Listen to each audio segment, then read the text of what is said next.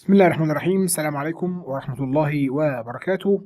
مساء الفل عليكم جميعا. النهاردة هنكمل مع بعض ازاي نظبط الويب سايت بتاعنا او المتجر الالكتروني بتاعنا عشان نبدأ نشتغل عليه. طيب هنعمل حاجات كتير، الحاجات دي كلها لازم تتعمل قبل ما تبدأ شغل، فهي ملهاش ترتيب. انا اخترت ترتيب معين، انت عايز تمشي بنفس الترتيب اوكي، عايز تعمل حاجة تانية قبل اللي انا عملتها اوكي عادي. كلها حاجات لازم تتعمل كلها قبل ما تبدأ شغل. فيلا بينا نشوف النهارده اول حاجة نعملها ايه. انا بحب دايما ابدأ اول حاجة ان انا اضيف المنتجات على الويب سايت، وعشان اضيف المنتجات لازم قبل ما اضيف المنتجات ان انا اروح اضيف الاقسام اللي فيها المنتجات. يعني مثلا لو انا شغال في اكتر من مجال، مثلا عندي ملابس رياضية، عندي ملابس خروج، عندي ملابس بيت، عندي أحذية، عندي شنط، عندي محافظ، عندي اكسسوار او اكسسوارز. خلاص يبقى انت مضطر ان انت تعمل اقسام، عشان ممكن الزائر يدخل يقلب جوه القسم ويشوف كل المحافظ اللي عندك، يشوف كل الترنجات اللي عندك، يشوف كل الشورتات اللي عندك، يشوف كل الشوز الرجالي اللي عندك، وبالتالي ممكن اصلا يبقى زي ما كنا بنقول قبل كده، انت عامل اعلان على منتج اكس، يدخل هو على اللاندنج بيج وبعدين يروح يفتح الهوم بيج ويقعد يقلب فيها ويختار منتج تاني خالص، و او يخش جوه الكاتيجوري اللي هو كان فيها ويختار منتج تاني خالص ويشتريه. فلازم نعمل اقسام ويكون كل المنتجات متسكنه صح او محطوطه صح جوه القسم بتاعها. فيلا بينا اول حاجه نروح على القائمه دي، ولو مش ظاهره لك هما الثلاث شرط دول بيفتحوا ويقفلوا القائمه، فهنفتح القائمه بتاعه الايديت دي ونروح على الكاتيجوري اللي اسمها المنتجات. هما ده بيكون المنظر، هما كلهم مقفولين. في واحده اسمها المنتجات، فيها حاجه 4 حاجات، فيها كل المنتجات والاقسام والتقييمات وايزي كاتالوج. هنروح النهارده على الاقسام. لازم نعمل الاقسام قبل ما نعمل المنتجات، عشان لو انا بعمل المنتج هيسالني ويقول لي دي في انهي قسم. فلو انت عملت المنتجات الاول قبل الاقسام هتتسوح، هتضطر بقى تروح تعدل كل المنتجات وتحطها في القسم المظبوط. فالافضل ان احنا نحط الاقسام الاول. زي ما انت شايف طبعا هو اوريدي باي ديفولت، عشان يبقى فيه شكل للمتجر. لو احنا رحنا كده على كلمه مشاهده هيفتح لي المتجر، عشان يكون في شكل اصلا للمتجر. فهو حاطط منتجات وحاطط اقسام، يعني حاطط منتجات نسائيه، ساعات، كوتشيات. فخلاص هو عامل اقسام، قسم اسمه كوتشيات اهو، وجواه منتج 2 3 4 5، قسم اسمه ساعات اهو، وجواه منتج 2 3 4 5 وهكذا، عشان بس يديك شكل الويب سايت. لكن احنا يا اما نمسح كل ده ونضيف احنا مع نفسنا، او ندخل على واحد واحد نعدل زي ما انت عايز اعمل. لو انت عايز تمسح كله ممكن تيجي تعلم كده على الكل وتقول له حذف، او لو انت عاوز تمسح واحد واحد ممكن تعلم على 1 2 3 وتقول له حذف زي ما انت حابب. كده انا هعلم على 5 واقول له حذف، تأكيد شكرا، انا مش عايز اي قسم من الاقسام. لو رحنا دلوقتي على الويب سايت مش هتلاقي اي حاجه ظاهره في خانه الاقسام، بقت فاضيه اهي. طيب هروح اقول له انشاء ونسمي القسم. مثلا انا هقول احذيه رجالي مثلا. الرابط هو الامتداد بتاع القسم ده لما يجي يفتح جوه متصفح. يعني متصفح مثلا بيفتح موقع بتاعك اسمه طقطق.myeasyorder.com سلاش مثلا شوز، يبقى هو هنعمل القسم بتاع الاحذيه الرجالي ده اسمه مثلا مان، او اي حاجه مثلا مان داش شوز مثلا. يبقى خلاص القسم ده هيبقى اسمه طقطق.myeasyorder.com سلاش مان شرطه شوز، يبقى دي احذيه الرجال مثلا يعني. مبدئيا احنا عايزين بس نرفع هنا صوره عشان يبقى في شكل للكاتيجوري.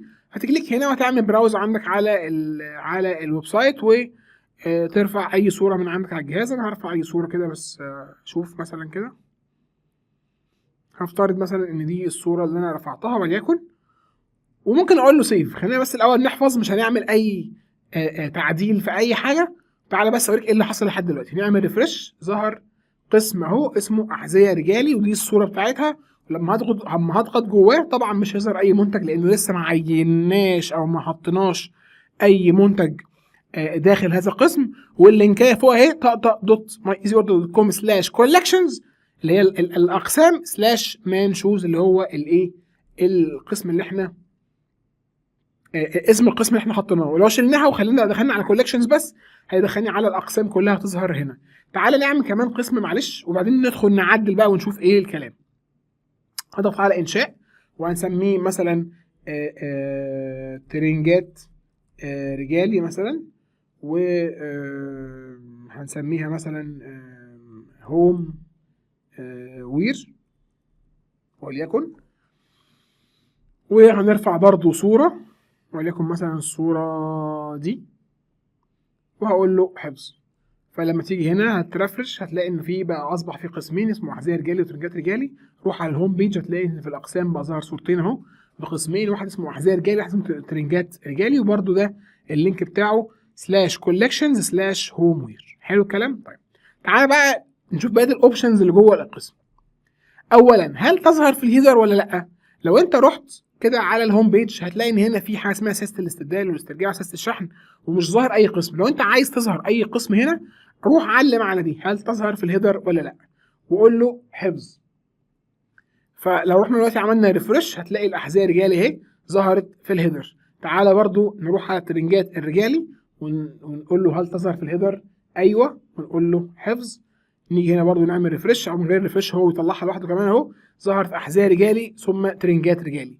طب لو انت عايز تطلع ترنجات رجالي قبل الاحذيه رجالي، يعني مثلا انت بقى ضفت 4-5 اقسام فبقى في هنا ترنجات واحذيات وشورتات وكوتشيات ومحافظ، فانت مثلا عايز اول قسم اللي هو اكتر حد او اول قسم بيتشاف مثلا الترنجات الرجالي، مش عايزه يبقى رقم 2 و3 و4.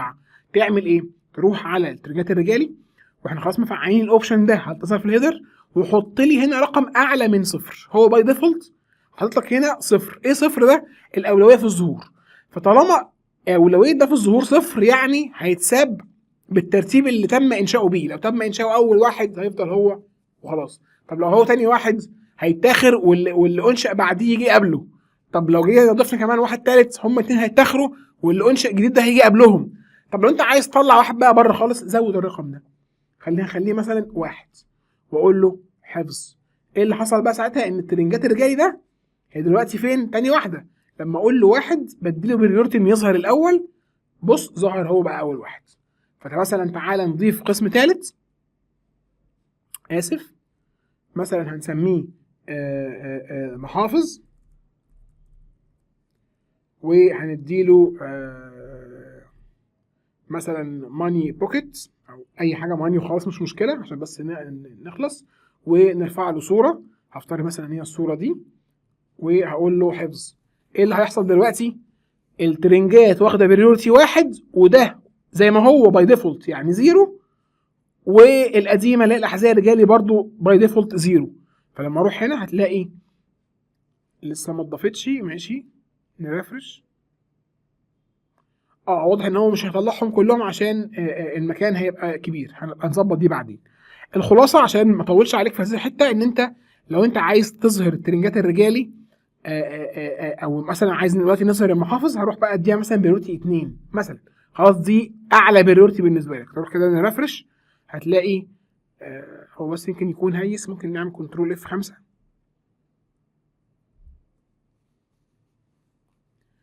طيب ما علينا. يعني انت فهمت الكونسبت. هو بس من كتر التعديلات ما بيسمعش بقى في نفس اللحظه فمش مشكله يعني. فاحنا كده فهمنا الاوبشن بتاع ان انا اعدل اظهر في الهيدر ولا لا. و سوري انا اسف انا اللي غلطان يا خبر ابيض. انا ما فعلتش ده. انا اسف. حفظ ونروح كده هتلاقيه محافظ ظهر رقم اول واحد. ليه؟ لانه واخد اعلى بريورتي. ده واخد بريورتي 2 ثم ده واخد بريورتي 1 ثم اخيرا الاحذيه واخده بريورتي 0. فهو هيعرضهم بنفس الترتيب ده. انا غيرت رايي وعايز الاحذيه تبقى اول واحده هروح اخليها بريورتي 3 دلوقتي.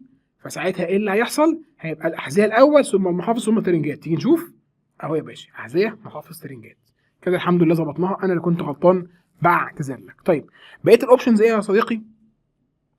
لو انت عايز تعمل كاتيجوري مخفيه او مختفيه. وليه ممكن تعمل كاتيجوري مختفيه؟ عشان هنظبط قدام الهوم بيج. واحنا مثلا في الهوم بيج ممكن مثلا نطلع الهوم بيج الاكثر مبيعا مثلا. فانت هتعمل كاتيجوري جوه، هتعمل قسم جوه الموقع عندك اسمه الاكثر مبيعا، بس مش عايزه يظهر وسط الاقسام. مثلا انا مجرد بس عايز اعمل دي كتجميعه كده عشان اظهرها على الهوم بيج، اظهرها على الرئيسيه. فممكن تعمل كاتيجوري وتخليه مخفي ما يظهرش اصلا وسط الكاتيجوريز مثلا، او تخفيضات او ايا كان. عايز الاوبشن ده اتفضل، مش عايزه ما تستخدموش، اتس توتالي اب تو يو، زي ما انت عايز اعمل. هو بيديك اوبشن انك ممكن تخلي ده مخفي. يعني لو دخلنا دلوقتي على محافظ ده وخليناه مخفي، فهو مش هيظهر وسط ال الخانه مثلا بتاعه الاقسام نفسها. لو رحنا مثلا على الكوليكشنز كده نفسها، مش هتلاقي اصلا حاجه اسمها محافظ. ليه؟ لان احنا خليناه مخفي. اول ما هخليه مش مخفي واعمل له حفظ، خلاص لو اي حد دخل على الكوليكشنز هيظهر له محافظ عادي خالص اهو، لانه اصبح ليس مخفيا.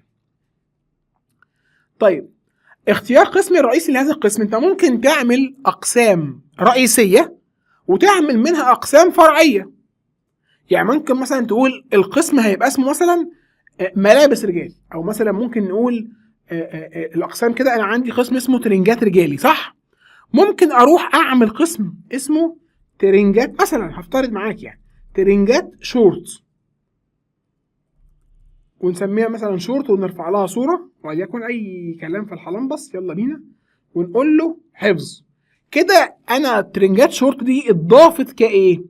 اتضافت ككاتيجوري كبيره اسمها ترنجات شورت. لا، انا عايز ترنجات شورت دي يبقى قسم فرعي من الترنجات الرجالي. يبقى انا مثلا هقول هنا ان الترنجات الشورت دي ده قسم فرعي تحت القسم الرئيسي اللي اسمه ترنجات رجالي. اختار هنا ان القسم الرئيسي بتاعها يبقى ترنجات رجالي، واقول له حفظ.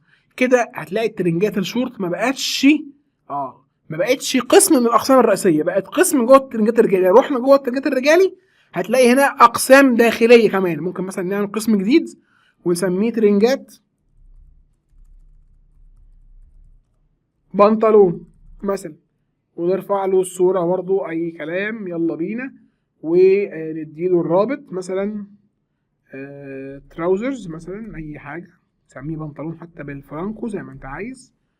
مش عارف اصلا كتبه صح ولا غلط، بس ما علينا. المهم هنعمل ترنج بنطلون اهو، وهخليه قسم فرعي داخل القسم الرئيسي اللي هو ترنجات رجالي، واقول له حفظ.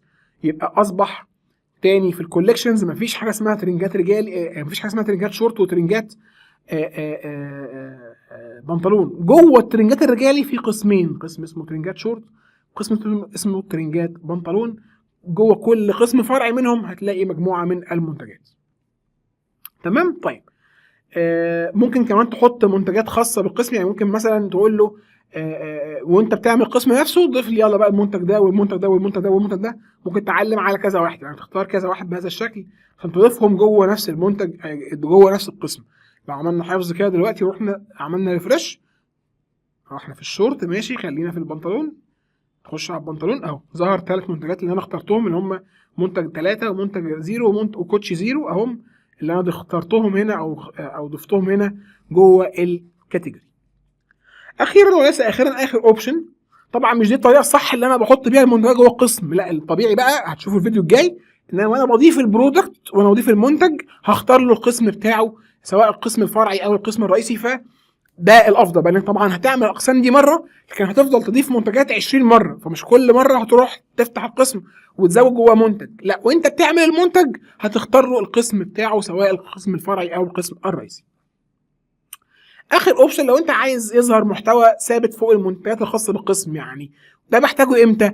لما يكون مثلا عندك قسم بنوع معين من المنتجات اللي محتاجه ملاحظه معينه. يعني مثلا ده مثلا منتج مثلا ملابس، فعايز تقول له جميع المنتجات يتم معاينتها قبل الاستلام عشان مش عارف كذا كذا كذا. فمثلا انت عايز تدي ملاحظه بخصوص القسم ده لوحده، فممكن تعملها ازاي؟